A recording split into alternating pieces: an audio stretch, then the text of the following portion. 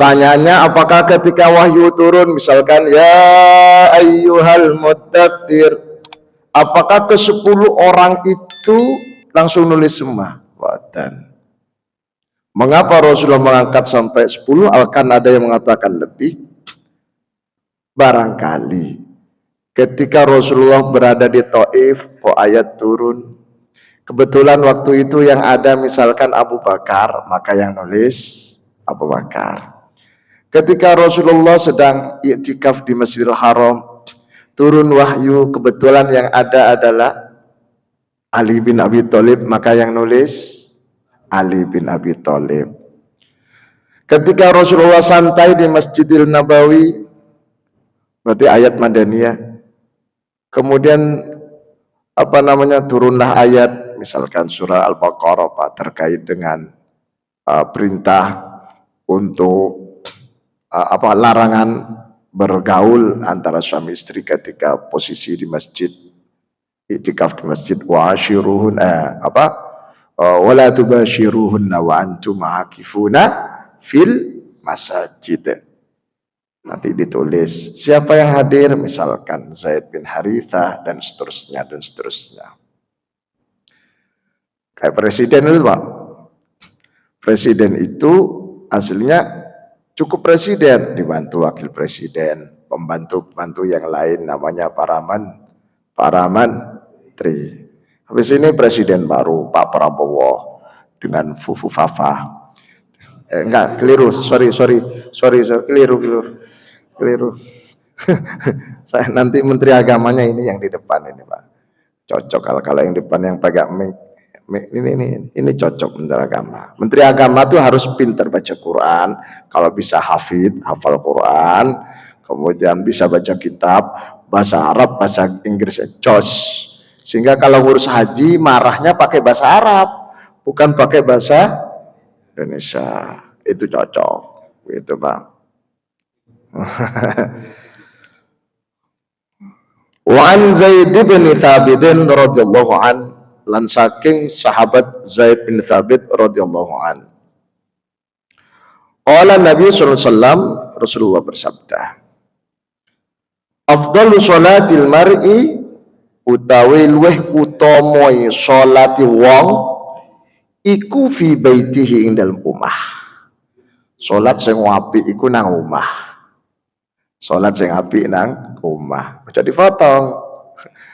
Illal maktubata, kecuali sholat fardu, kecuali sholat 5 waktu. Maka tidak baik kalau di rumah, melainkan di mana? Di masjid. Kalau sholat sunnah yang baik di rumah, sholat fardu yang baik di masjid. Apa maksudnya ini? Maksudnya sholat fardu dilakukan di masjid agar kelima sholat waktu yang diwajibkan bagi kita itu dilakukan secara berjamaah. Jelas nggih? Napa? Jelas. Pertanyaannya ngeten. Hadisnya itu umum, sholat sunnah di rumah, semua sholat sunnah.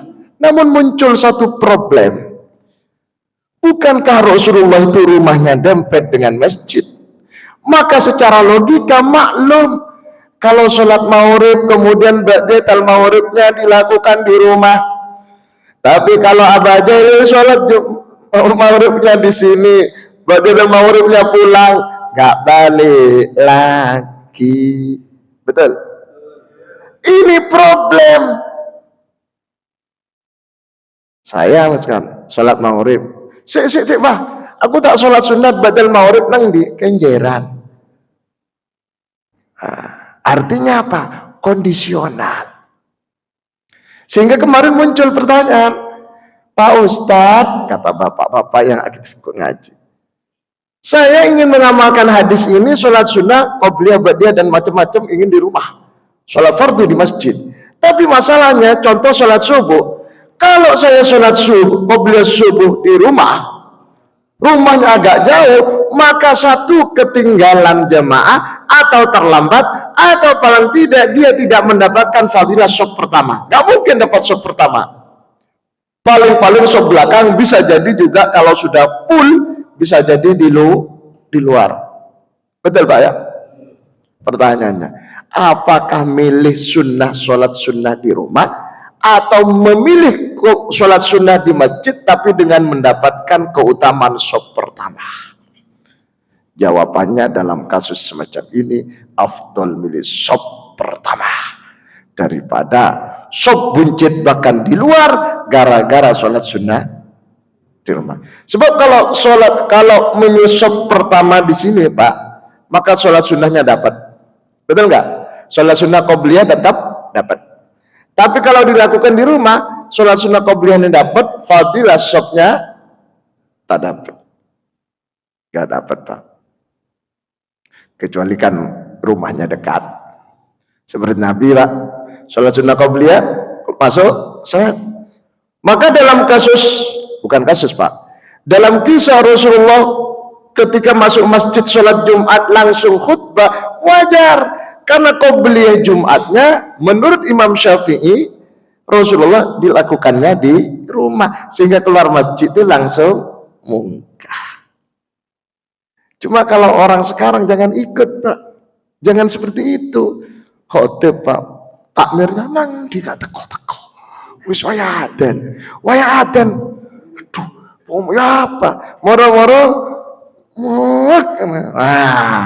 iki lampu kuning ini, coret, coba, mohon maaf, saya pernah, memang apa ya, ilmu itu penting, pengalaman juga penting.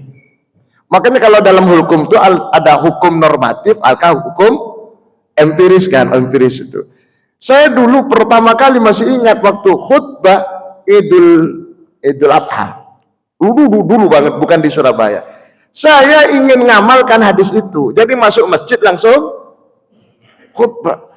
Ternyata subhanallah, mari sholat Pak, sama orang-orang dirasakan, wah arek cilik ngono macam-macam telat. Asli nggak telat Pak, saya ingin mengamalkan hadis itu. Ternyata gak cocok Pak. Ini penting Pak. Tidak semua apa yang dicontohkan Nabi cocok langsung dilakukan. Artinya kondisional dan situasional. Do you understand? Nah, kalau yes berarti 10. Pertemuan yang lalu saya cerita Pak, Rasulullah pernah ngimami sholat isya rakaat pertama pakai surat Al-Baqarah plus, bukan Kim plus, surat Al-Baqarah plus Ali Imran, perkiraan 3 juz. Mantap nggak? Nanti mantap badan 3 juz 1 rakaat, katanya mantap, ceritanya mantap, tapi ojo katanya. Nah, suatu saat ketika Mu'ad bin Jabal, sahabat Mu'ad bin Jabal ngimami Pak, niru Rasulullah pakai Al-Baqarah, makmumi boyar, Assalamualaikum, gak ono Pak, Assalamualaikum, gak ono, entek kabeh. Mu'ad ngomong Pak, komentar secara normatif, dasar orang munafik kabeh. Karena Rasulullah mengatakan athqalus sholati 'alal munafiqin, seberat-beratnya sholat bagi orang munafik, satu sholatul isya, kedua sholatul fajri, sholat subuh. Munafik kabeh. Makmum dibilang munafik gak terima Pak, lapor pada Rasulullah, Rasul kita gak terima, masa kita dibilang munafik. Rasulullah tanya, siapa saya ngomong? Iku siapa? Imam iku imam. Siapa? Mu'ad, panggilin. Mu'ad panggil Pak, cuma panggil. Rasul tanya, Mu'ad, dalam Rasulullah, betulkah informasi kau mengatakan mereka semua adalah orang munafik? Mu'ad dengan tegas mengatakan, betul. Kenapa Mu'ad? Karena mereka tidak mau sholat isya. Rasul gregetan. Rasulullah tidak langsung membenarkan Mu'ad, tanya pada sebelahnya, hei bro, kalian semua kenapa tidak mau sholat isya? Jawab, ngapunten Rasulullah, kita ini seharian sudah kerja capek-capek, mau sholat berjamaah wis alhamdulillah, kok enak main Al-Baqarah, tak tinggal Rasulullah. Apa? Terus Rasulullah tanya sama Mu'ad, ya Mu'ad, aturidu an takuna fattanan ya Mu'ad, maukah kau akan membuat kegaduhan, membuat fitnah, membuat perpecahan, membuat orang tidak nyaman sholat di sini Mu'ad? Rasulullah katakan, kalau sholat jangan panjang-panjang, bacalah di sini disebutkan asyamsi wa duhaha, bacalah al-a'la, sabbihisma rabbikal a'la, bacalah Iqra, bacalah al-lail, dan seterusnya dan seterusnya. Ojo Al-Baqarah. Mu'ad menjawab, Pak, mohon maaf Rasulullah, saya kan di rumah jenengan kapan hari pakai Al-Baqarah plus Ali Imran, kula cuma Baqarah tok. Rasulullah langsung, Mu'ad, waktu aku ngimami, makmumnya ya kamu, Abu Bakar, Umar, Utsman, dan seterusnya, top. Waktu kamu ngimami, makmumnya kuli bangunan, kuli petani. Jadi situasinya berbeda. Ini penting. Hadis semacam ini penting kita ketahui dan kita kembangkan. Ternyata apa? Tidak semua hadis itu langsung cocok diamalkan. Kalau ada orang mati, Pak, orang meninggal, sholat jenazah, kalau di Indonesia, pokoknya lanang wadon sirai ke utara, betul nggak? Lanang wadon. Padahal aturannya, sunnahnya, lek lanang itu sirai ke selatan, Pak. Yang sholat imamnya itu lurusnya kepala. Lek wadon sirai ke utara, lurus pusar atau bokong. Itu yang dicontohkan Rasulullah. Tapi umat Islam belum siap. Saya praktekkan, pernah suatu saat ada tokoh meninggal, Pak. Saya wis mundur, ben gak ketok mudin. Ketok kula mudin ngomong, Prof, silakan Prof, maju Pak. Terus terserah, bilang terserah. Nah, saya lupa, Pak. Kalau mereka itu belum tahu. Kalau terserah silai pindah, Pak. Geser sesuai dengan contoh dalam fikih. Setelah sholat ngomong sing buri, model anyar. Padahal bukan model anyar, itu kan dari Rasulullah itu, Pak. Cuma mereka belum tahu, belum kenal. Model anyar masih ringan dalam hati.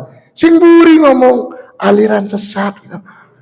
Loh ya kok iso loh aliran sesat dari ini? Karena mereka baru kemudian saya sadar, iya. Astagfirullahaladzim, saya yang salah. Mereka belum paham, belum tahu. Makanya panjenengan kalau ada orang marah, jenengan jangan ikut marah. Memahami, oh iya, mereka marah karena tidak tahu. Karena rata-rata orang marah dalam ilmu psikologi karena mereka tidak tahu. Maka panjenengan biar tidak dianggap tidak tahu, maka jangan marah. Kan gitu kesimpulannya, Pak. Pun kita lanjutkan. Jadi hadis ini disampaikan Rasulullah agar sholat fardu itu dilakukan secara berjamaah. Lalu kemudian kalau kaitannya dengan sholat sunnah rawatib, qobliyah ba'diyah dilakukan di rumah dan menimbulkan banyak orang nggak sholat, misalkan terlambat kalau qobliyahnya di rumah, kalau ba'diyahnya di rumah, khawatir ngentut di jalan, malas wudhu, akhirnya nggak sholat, atau ketika ba'diyatannya dilakukan di rumah, keluar di masjid dihadang oleh muting, diajak tahlilan nggak situ sholat, atau diajak Pak asma izin dengan sinten Pak? Pak Harno, saya sholat keluar dari masjid ini mau belum ba'diyah, diajak Pak Harno ngopi ayo mau nolak, kan nggak enak juga. Maka lebih aman sholat di dalam masjid qobliyah ba'diyah. Lalu untuk menerapkan hadis ini yang pas untuk sholat tahajud, hajat, duha, tasbih, dan lain-lain. Masuk semua apa itu, Pak? Kok gak disebut ini? Dan lain-lain. Sudah gampang, Pak. Dan lain-lain. Allahumma shalli ala Muhammad.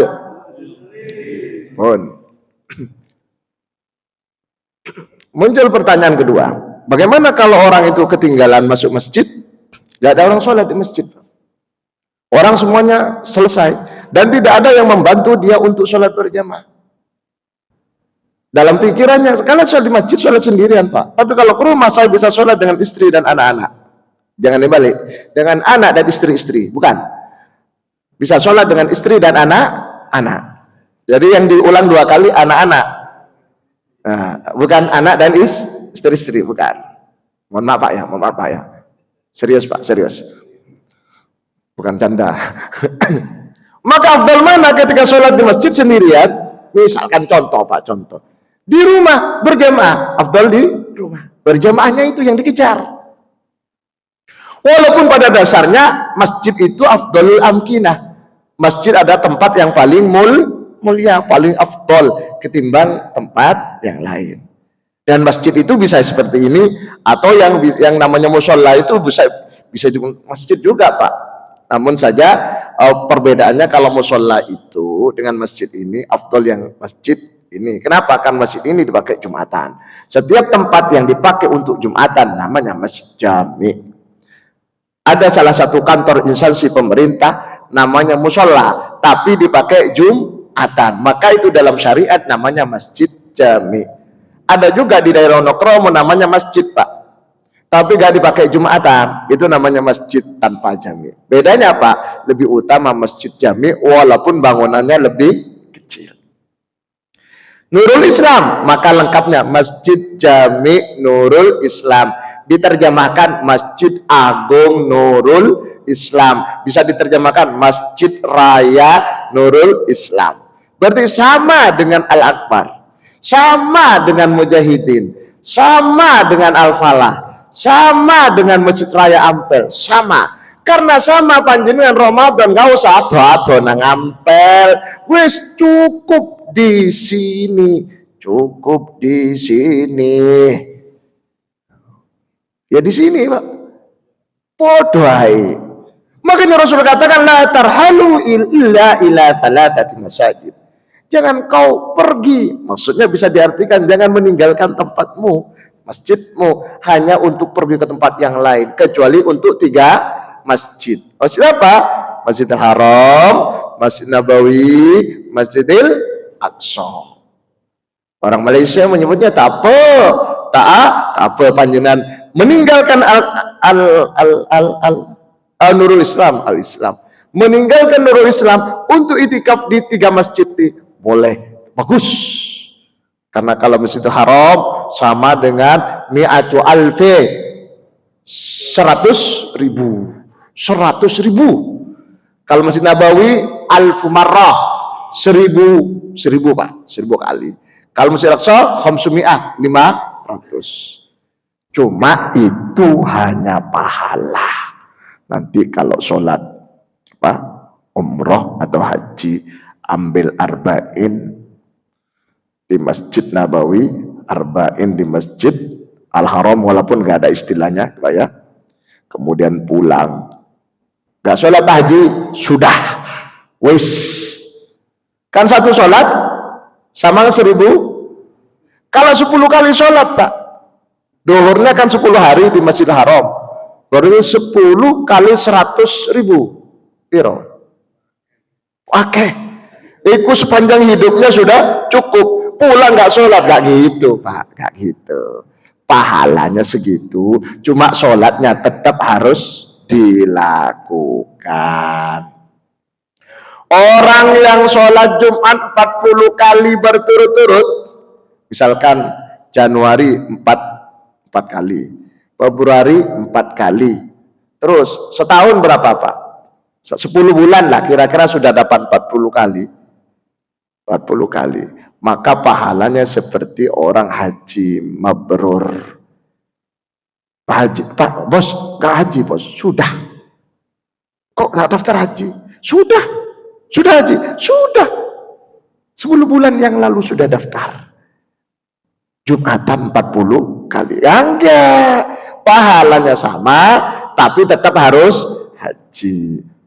Man tawaddu'a wa asbagha wudu'uhu, orang yang wudu dan menyempurnakan wudunya.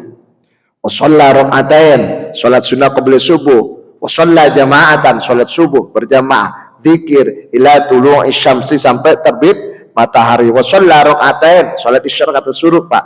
maka seperti orang haji dan umroh yang sempurna pahalanya, tapi tetap harus haji dan umroh. Katan panggil itu hadis pertama. Pertanyaan? Tak ada. Saya lanjut. Hadis kedua. Wa an Aisyah radhiyallahu an, hadis Sahih Bukhari nomor 713, Sahih Muslim nomor 418. Bismillahirrahmanirrahim.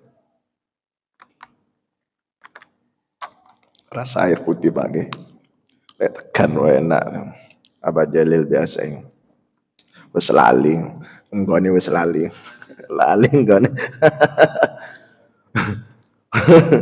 Wa an Aisyah lan saking Siti Aisyah radhiyallahu anha fi qissati sholati Rasulullah sallallahu alaihi wasallam, ing dalam ceritani salatnya Rasulullah sallallahu alaihi wasallam. Bin nasi kalawan wong akeh.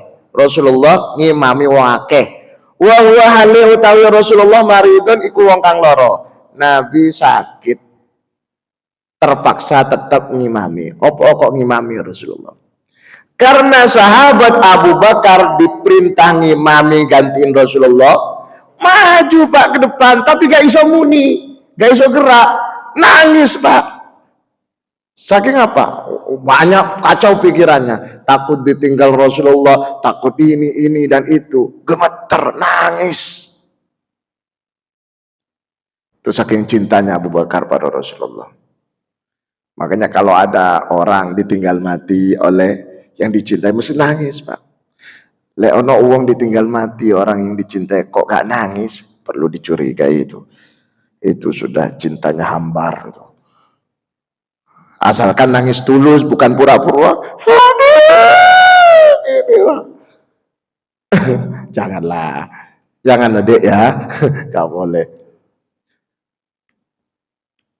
Rasulullah sakit. Qala dawu sapa Aisyah faja'a moko teka sapa Nabi hatta jalasa hingga lungguh sapa Nabi an yasari Abu Bakar saking kiwane Abu Bakar. Berarti Abu Bakar posisinya sudah di pengimam Pak. Sudah di sini Pak. Tapi gak mulai-mulai, gak sanggup. Abu Bakar itu maju karena sekedar menjalankan perintah Rasulullah, tapi gak ngimami Pak. Meneng terpaksa Rasulullah keluar Pak, dipapah oleh Fadl dan Abbas kalau nggak salah, atau Sayyidina Ali ya. Sayyidina Ali sama Fadl. Oke, Fadl ya, satunya Fadl, satunya apa? Abbas. Jadi sahabat Abbas, pamannya sendiri, kemudian Fadl itu kalau nggak salah anaknya Abu Bakar ya. Sayyidina bukan Fadl, Sayyidina Ali dan Sayyidina Abbas. Mohon maaf kalau salah, seingat saya ada Fadl gitu. Terus masuk ke depan dan Rasulullah duduk Pak di depan sini, duduk. Abu Bakar sebelah kanannya Rasulullah sebelah kirinya Abu Bakar. Allahu Akbar. Abu Bakar, Allahu Akbar. Itu ceritanya, sejarahnya muballigh pertama, penerus suaranya imam. Ketika imamnya suaranya tidak keras. Dan ini berlaku sepanjang sejarah, sepanjang zaman. Kalau imam mic-nya mati, maka makmum yang bagian belakang khususnya itu teriak sesuai dengan bacaan. Allahu Akbar. Sini. Allahu Akbar. Teriaknya bunyi takbir Pak Oco. Sujud. Tangi gak ngono Pak. Nah, cuma di Masjidil Nabawi, Masjidil Haram sampai sekarang, walaupun mic-nya banter, tetap di belakang Allahu Akbar, Allahu Akbar, kan gitu Pak. Padahal tujuannya waktu itu adalah untuk sebagai penyambung lidah dari imam yang tidak keras. Tapi kenapa sampai sekarang mic-nya sudah keras, imamnya sudah keras, kok masih masih ada muballigh itu? Analisa para ulama salaf di kalangan Ahlus Sunnah wal Jamaah menegaskan itu untuk menjaga tradisi baik. Itu kan tradisi di masa Rasulullah sudah ada, diikuti, meniru kebaikan, niru. Maka tak apa, itu hasil ijma, konsensus, kesepakatan ulama, tak apa. Jadi misalnya mangke yainya imami, kemudian Aba Jalil di sini Allah boleh, tapi nggak bunyi nggak apa-apa. Kenapa? Karena sudah ada mic-nya. Lek keras tak apa. Satu, itu pelajarannya. Jadi sejarah Muballigh pertama dicontohkan oleh Abu Bakar. Yang kedua, pelajaran dari hadis ini. Pelajaran kedua adalah Rasulullah ngimami dalam keadaan sakit. Artinya orang sakit juga boleh jadi imam walaupun makmumnya sehat. Sebab ada orang mengatakan kalau imamnya sakit, makmumnya harus sakit semua. Enggak gitu, enggak. Sepanjang imamnya itu masih bisa ngimami walaupun posisi fisiknya sakit, boleh jadi imam. Contohnya Rasulullah, makmum sehat semua.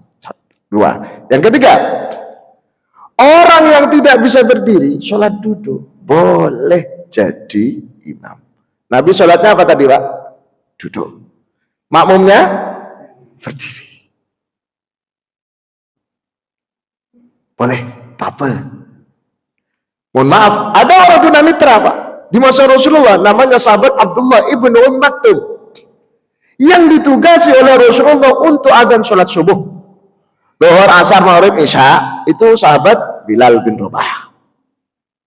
Sahabat Bilal bin Rabah. Sedangkan subuh, yang adzan sholat subuh adalah sahabat Abdullah ibnu Ummi Maktum. Sedangkan Bilal adzan sahur-sahur atau tahajud. Dan itu tradisi sampai sekarang dilakukan, Pak. Masjidil Haram, Masjid Nabawi, itu sebelum subuh ada adzan, Pak. Betul nggak? Masih ada. Orang yang nggak pernah atau baru pertama kali haji atau umroh kaget, Pak. Mesti langsung tangi, tanpa pipis, tanpa ngano, langsung wudu-wudu, langsung golek enggon. Dikira habis itu komat, padahal belum adzan.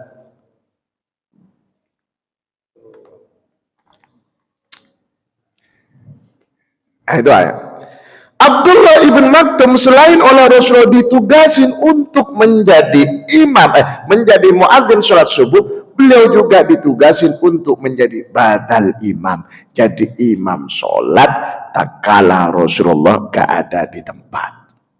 Misalkan Rasulullah tugas keluar, ada acara di luar, mungkin jihad atau dakwah dan seterusnya, di Masjid Nabawi tetap ada sholat jamaah, diimami oleh sahabat Abdullah ibnu Ummi Maktum, seorang tunanetra. Artinya apa?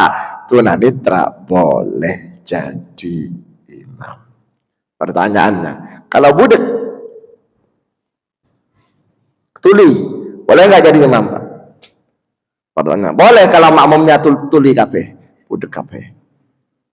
Sebab bahaya kalau imamnya budak, Pak. Gak usah budak, gangguan dikit, Pak. Kalau ada kesalahan gimana, Pak? Masa kata dicawil? Ini kasus, Pak. Daerah Surabaya Utara. Imamnya sudah sepuh. Gak budak, cuma ini gangguan. Waktunya tahiyat, berdiri, Pak, nambah rakaat. Makmum teriak, subhanallah. Berhubung ininya gak dengar, ya santai aja. Subhanallah. Arek nom-noman sing buri rotok nakal, Pak. Sandal diambil, Pak, disawat. Subhanallah, Pak. Akhirnya, Pak, batal sholatnya. Kenapa kok begitu, Pak? Karena imamnya gak krungu, sehingga tidak dianjurkan tunarungu menjadi imam. Tapi kalau tunanetra tak apa. Sholat di duduk kursi, Pak, jadi imam tak apa, Pak. Tak apa, asalkan suci dari hadis kecil, hadis besar, tidak beser. Kalau orangnya sudah udzur, Pak, sudah pakai pempes, jangan jadi imam. Makmum ae loh, Pak. Wong sing sehat wakil loh. Tadi makmum tenang, Pak. Karena urusan itu. Kalau imam itu urusan dengan makmum, urusan dengan Gusti Allah. Kalau makmum santai, makmum tugasnya hanya ikut imam. Apa cari ini imam? Imam banter, ya melo banter. Imam lambat, ya melo lambat. jenengan kabeh, kula jenengan kabeh lek dadi makmum aja mokong. Wah, makmum mokong, Pak. Saestu. Tapi buatan mriki. Niku cerita Masjid Surabaya. Jadi imam iku wis tangi tahiyat, Pak. Makmum sing sujud tok, Pak. Imam wa asyhadu an la ilaha illallah. Makmum situ sujud, Pak. Mentang-mentang ada hadis aqrabu ma yakunul abdu li rabbih wa huwa sajidun fa'khirud du'a fi. Sedekat-dekatnya seorang hamba terhadap Gusti Allah dalam keadaan sujud, oleh karena itu perbanyaklah doa dalam sujud. Akhirnya sujudnya panjang, Pak. Lupa dia kalau dirinya itu makmum. Sampai salam ketangi, Pak. Gak boleh itu, Pak. Kalau imamnya Allah Akbar duduk, makmum milo'o. Tapi kalau posisinya sholat sendiri, silakan perpanjang. Kalau sholat sendiri, silakan perpanjang. Saya sebutkan.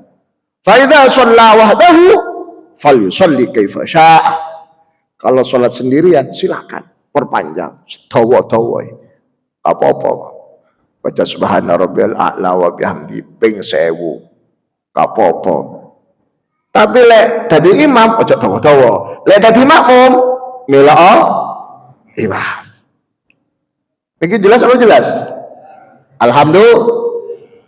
Pun, sampun. Terus. Niki.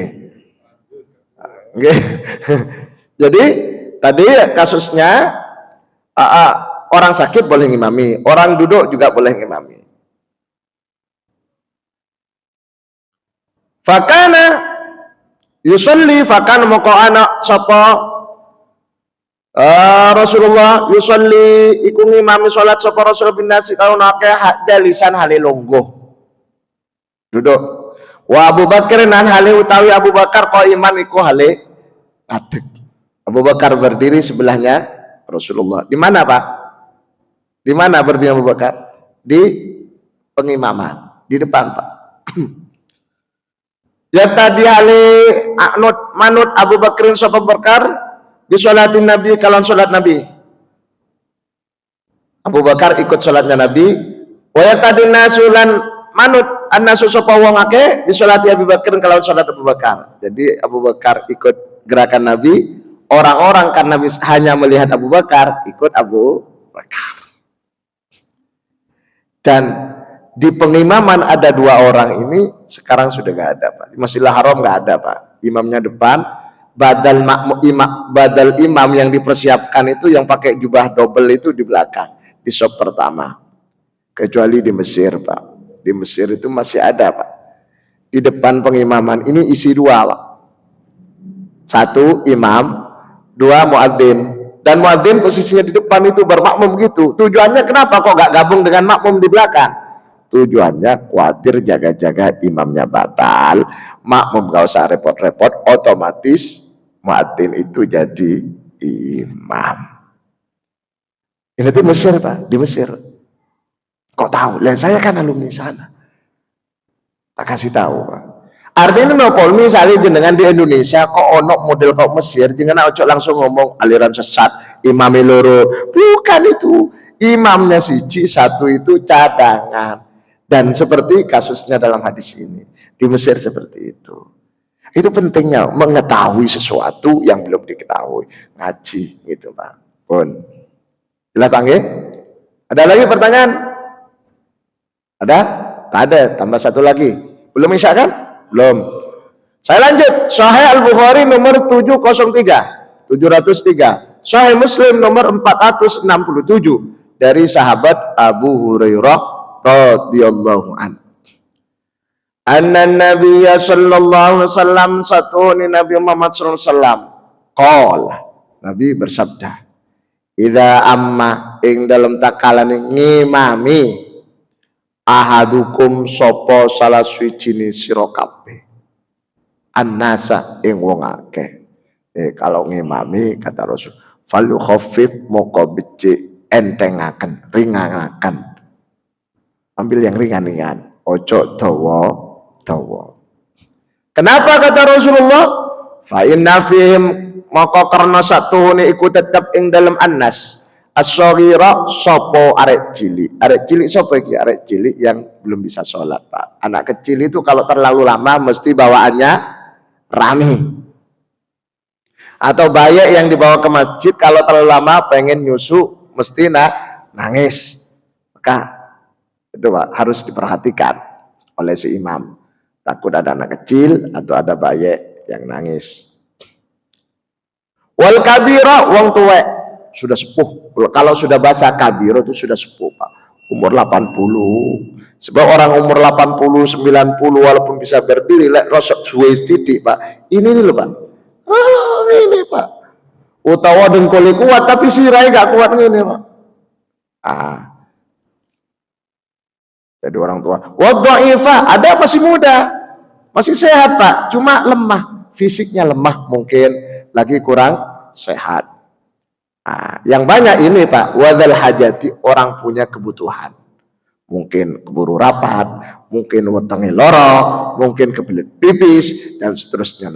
Sebab kalau sudah itu muncul pasti tidak khusyuk Pak. Orang sholat Pak walaupun imamnya suara wapi, lek posisi weteng luwe weteng apa loro kebelet, mohon maaf kebelet nggak kira khusyuk Pak. Ngene waduh ngene Pak, pipis dan seterusnya. Makanya kalau sebelum sholat jenengan kebelet pipis kebelet kebelet maem asalkan waktunya masih panjang.